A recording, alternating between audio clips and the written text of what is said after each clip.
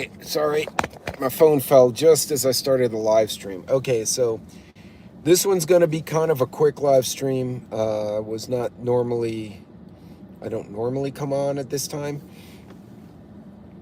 So I just wanted to throw this out there. So I moved the video I was going to premiere today to next week or some later time. I can't remember when I posted it. But anyway, I posted yesterday that one of the kids, the Amber Alerts that I had shot out to everybody on the various platforms, one of the little boys was recovered out here in West Texas. He was kidnapped by his estranged father, who was the non-custodial parent. The custodial parent didn't realize it right away because it was complicated. Basically, I think the mom had custody, dad didn't. Dad was not a good person. Mom had left the child with a babysitter and didn't fully inform the babysitter of the situation. So when the dad came up, he's like, oh, the kid was like, oh, it's dad. And the dad's like, oh, it's me. Hey, Celtic grandma. Hey, Tuck. So the babysitter basically got hoodwinked. She didn't realize, God, I got something in my eye. I'm sorry, y'all. That the dad wasn't supposed to have custody. Hey, Cha-Cha. Long story short, he runs off with the kid and his girlfriend, and I guess he called the mom. There was some exchange between the parent, the custodial parent, and the non-custodial, and it gave reason to believe the child could be in danger. So DPS put out an Amber Alert, and the sheriff's departments all over the county and all over the state started looking for the vehicle. Hey, Daryl. Hey, Coffee, Psycho Billy. Hello, everybody. And ultimately, they were able to, I guess the guy stopped for gas and somebody saw the kid and kind of picked up. And the cops were like on his ass very quickly, and they got the baby back.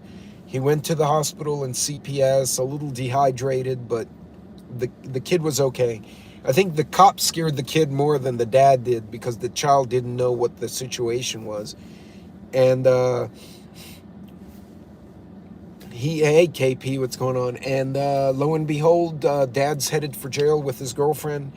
And the little guy, after being checked out by CPS and by the doctors, was driven back in a fancy police car and dropped off with his mom, who she was a newer immigrant.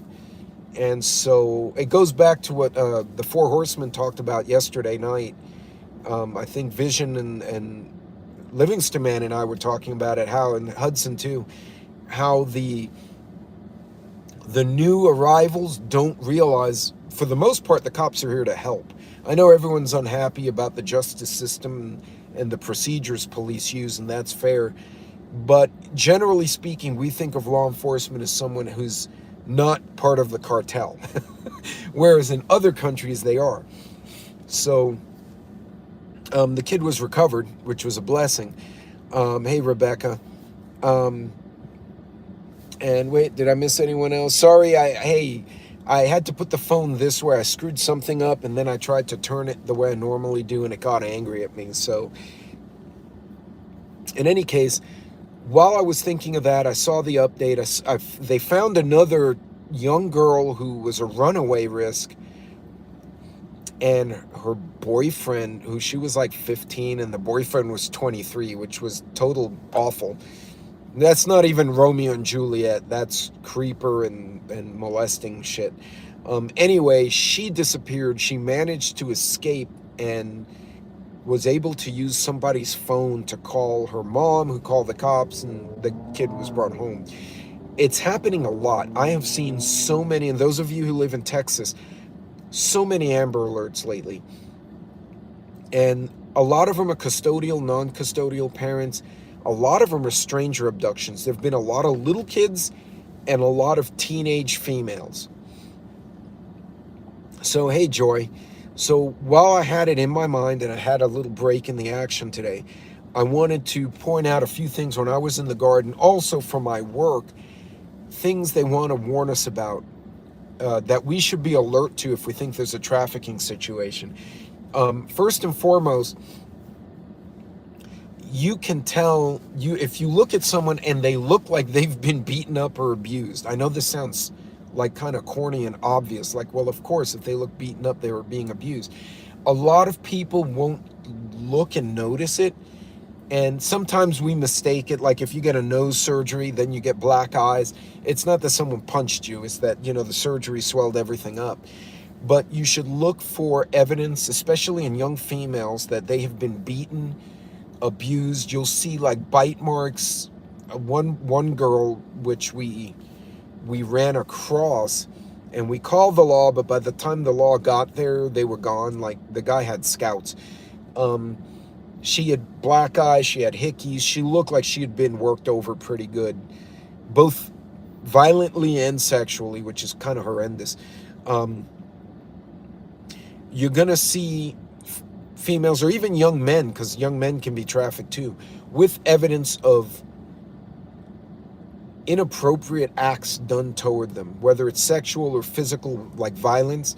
You're also going to see that they will travel with someone who is more alpha. And when I say more alpha, it's like predator and prey. They'll be very submissive. You'll see them just standing there kind of tense, or they're putting on an act to attract attention to them so they can sell themselves. But nearby, there'll always be someone on a phone watching them. You'll pick up on that dynamic if you see it.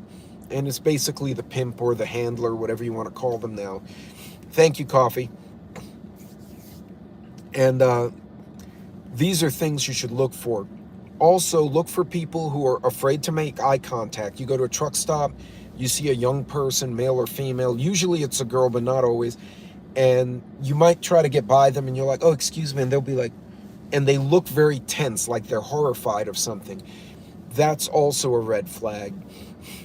If you see people like at truck stops, and that happens, I've seen this, and you see a teenage girl talking to a guy way older, and they don't look like they have anything in common, and she or the younger person seem very horrified, they're very tense.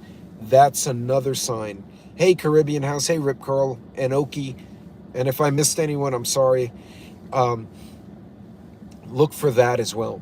There are also obvious things, burn marks on the arms, cuts on the arms that they look like they've been roughed up. You'll see them get rough handled as well. So if the handler or the pimp, whatever you want to call them, is nearby, and he gives an instruction and the person doesn't like do it the way they want, hey, Pilgrim, you'll see that person grab the girl and kind of shove her, or they'll treat her a way you wouldn't normally treat your girlfriend, your boyfriend, your spouse in public. And I'm not talking they're playing rough, like, oh, look, the young couple, they're playing, rough games, because that's play. You can tell when someone is not playing and that they're scared. So again, another one of those variables where you want to look and say, wow, that's out of place. You also want to look, especially little kids, that the situation they're in does not look like they fit. And when I say that, for instance, like my niece is blonde and green-eyed, one of my nieces. If you saw me with her walking, you'd be like, that's not your kid, and she's not, right? But when you see us together, you're like, okay, that's her uncle or her godfather or something, because we cut up, we're joking, we're making fun of people, we're throwing stuffed animals around Walmart. You can tell, even if the cultures are different, it's a black man and a white kid, or an Asian lady and a Hispanic child. You look and they're having a good time. They look like they're out. You can tell by the body language. Hey, Antioch Jack. Okay, these two are just out for a day. It's probably a family friend, a babysitter, an uncle. When you see the kid is scared, the kid won't talk, they have their head down, they look dehydrated, they haven't eaten well. And this also, a lot of this is signs of domestic abuse too, right? It doesn't necessarily have to be a handler or a pimp or a trafficker. It could be a relative who's abusing the child or the young person. Look for those signs. when I recently, well, before my son went on one of his deployments, we drove to Corpus Christi, and that was a bit of a haul, and we chartered a boat. We're going to do a fishing trip. We went on the fishing trip, came back to the hotel, threw our shit down, and then we're like, I'm starving. So we went to find a restaurant and get some like seafood and drink some beer. And as we're driving by, there was a young woman. She couldn't have been 16. She was super young, full of hickeys, black eye. I mean, literally what I just described. Near her was this guy with the phone, and he's gesturing, he's very agitated. And my son, being an MP, is like, oh, hell no. And I said, spin up the phone, let's call it in.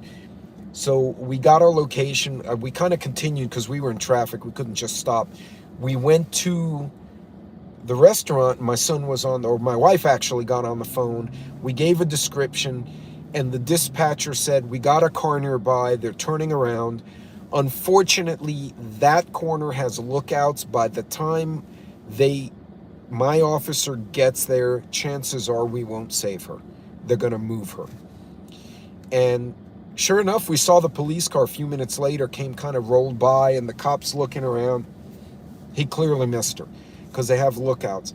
And these are the kind of things that, so we tried, but clearly, these guys had lookouts. They had their system down.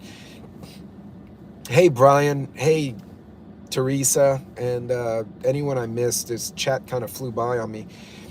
Look for those signs. We were fortunate and blessed that, the little boy taken out here in West Texas was recovered. They found the other teenage girl. She was recovered.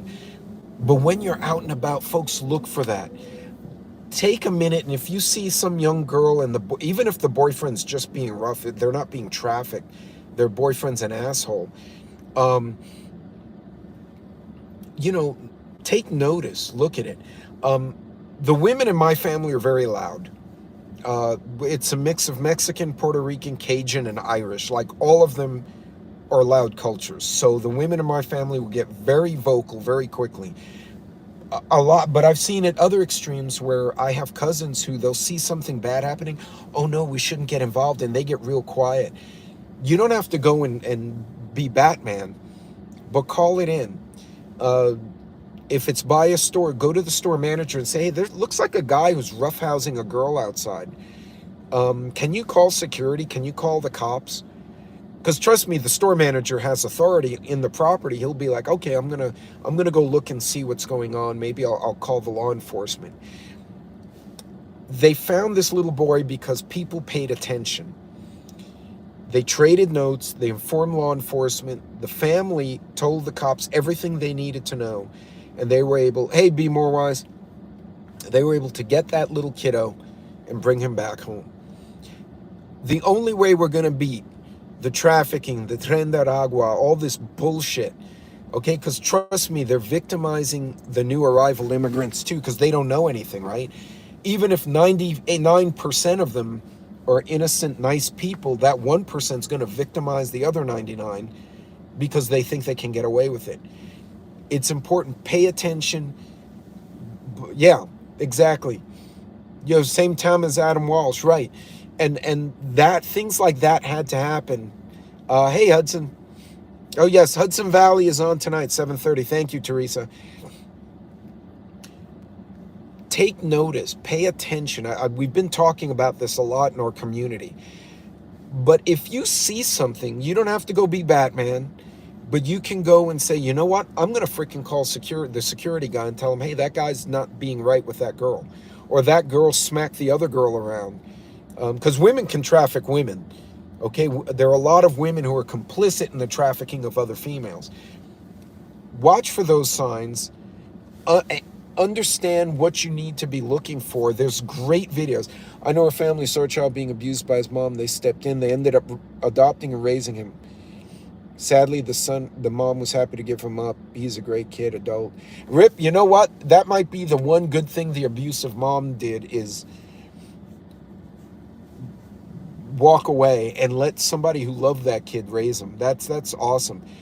There is going to be a gang war. That's the other thing. You're going to have local gangs fighting with the incoming gangs, and it's going to get violent.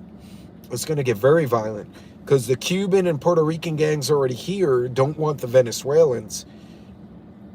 And the cartels don't care. The Mexican cartels are making money hand over fist with just dropping people at the border, so they could give three shits about our problems.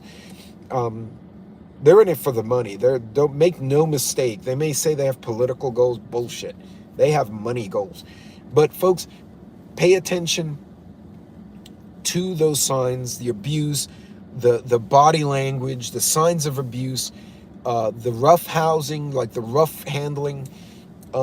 Look, the worst thing you can do, you go and you tell a store manager or you call a cop and say, hey, there's somebody, man, they got kids that don't look like theirs. The kids are freaking out. I mean, so many crimes that I've heard of that have been stopped because someone actually said something or called it in. We're going to have to do our part, right? We're going to have to notice these things and say, you know what, enough. I don't want this in my area. Screw that. And say something. Call it in. You can't fix all the problems, but damn, let's make it noisy for these sons of bitches. It's like leaving valuables in your car. Sure, you want to break my window, break into my little truck safe and steal shit, great. But I'm not going to make it easy for you. You're going to have to work for that. And I promise you, they'll go to the next car. It's the same thing with this. Make your neighborhood the kind of neighborhood where people are like, you know what, screw that. We're going to get the cops on your ass. We're going to run you off. We're going to take photos of you and put you on the internet and run these people off. But look for those signs of trafficking. Look for those signs of abuse. They found this little boy and they found that other girl because people paid attention. It could have ended very differently. It could have been very bad for that little boy. And they got them both home. So, yeah, we do make a difference. But we all got to pay attention because you never know which one of us is going to be the one who sees what's going on, right? Could be me today. It could be Wolfgang tomorrow. You never know. But, you know, we can do our part. And screw that. We're going to try and move the needle out here. We don't need the folks who are coming here. They want to have a better life. They need to help us, and we can help them. And then all these pieces of garbage that came with them, they can go to Shaboba for all I care. But look, pay attention, watch, protect the kids, protect the young girls, because we got a lot of bad hombres out there, and screw them. Screw that. Let's send the cops after their asses. And by the way, they did clear that hotel in El Paso from Tren de Aragua. It is now closed, the hotel, and they're probably going to bulldoze it and be done with it. So, hey, Johnny Prep. So look, I'll let you guys go. This was just supposed to be a quick one. You guys be careful out there, be safe, and I will see you all later on this week. God bless y'all, and pay attention, watch what's going on.